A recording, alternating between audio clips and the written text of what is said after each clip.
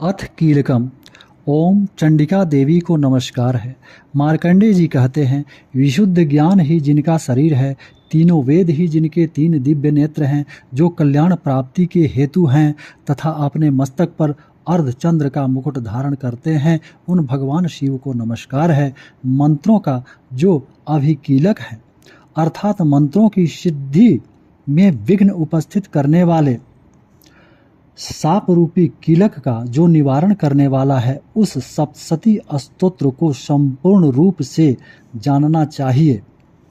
यद्यपि सप्तशती के अतिरिक्त अन्य मंत्रों के जप में भी जो निरंतर लगा रहता है, वह भी कल्याण का भागी होता है।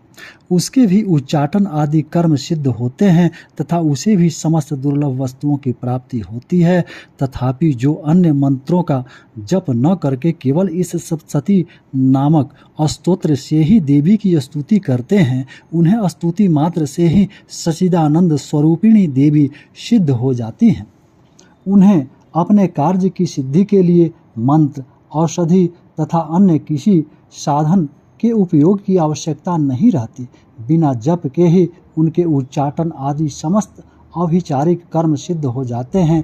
इतना ही नहीं, उनकी संपूर्ण अभिष्ट वस्तुएं भी सिद्ध होती हैं। लोगों के मन में यह शंका थी कि जब केवल सप्तशती की उपासना से अथवा सप्तशती को छोड़कर अन्य मंत्रों की उपासना से भी समान रूप से सब कार्य सिद्ध होते हैं, तब इनमें श्रेष्ठ कौन सा साधन है? लोगों की इस शंका को सामने रखकर भगवान शंकर ने अपने पास आए हुए जिज्ञासुओं को समझाया कि यह सप्तशती नामक संपूर्ण स्तोत्र ही सर्वश्रेष्ठ एवं कल्याणमय है।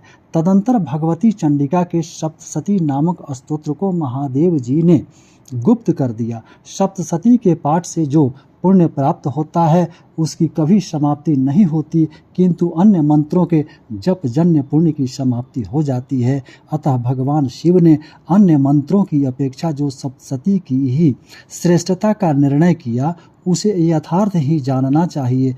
अन्य मंत्रों का जप करने वाला पुरुष भी यदि सप्तशती के स्तोत्र और जप का अनुष्ठान कर ले, तो वह भी पूर्ण रूप से ही कल्याण का भागी होता है। इसमें तनिक भी संदेह नहीं है। जो साधक कृष्ण पक्ष की चतुर्दशी अथवा अष्टमी को एकाग्रचित होकर भगवती की सेवा में अपना सर्वस्व समर्पित कर देता है और फिर उसे प्रसाद रूप से ग्रहण करता है, उसी पर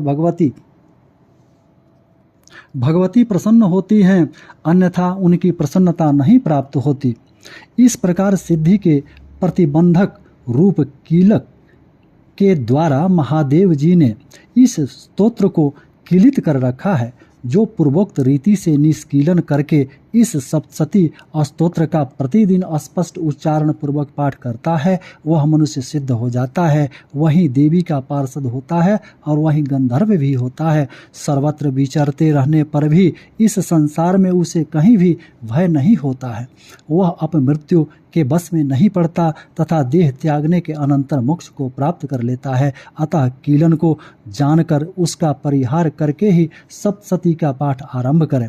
जो ऐसा नहीं करता, उसका नाश हो जाता है। इसलिए कीलक और निष्कीलन ज्ञान प्राप्त करने पर ही यह स्तोत्र निर्दोष होता है और विद्वान पुरुष इस निर्दोष स्तोत्र का ही पाठ आरंभ करते हैं।